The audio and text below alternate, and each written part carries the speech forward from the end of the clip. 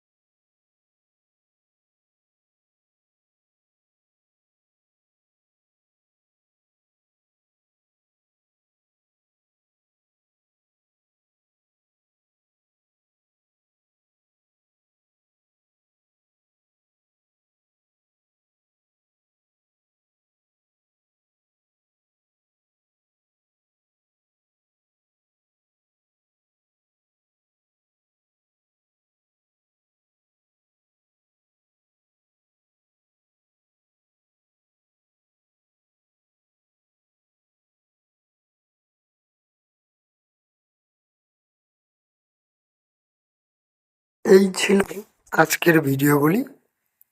ভিডিওটি ভালো লাগলে অবশ্যই চ্যানেলটিকে সাবস্ক্রাইব করো। ফেসবুক পেজ থেকে দেখে থাকলে অবশ্যই পেজটিকে ফলো করো। আর নিজেদের বন্ধু বান্ধবদের মাঝে ভিডিওটি ছড়িয়ে দিতে ভুলবে না। আর সর্বোপরি তোমরা ভালো থাকবে।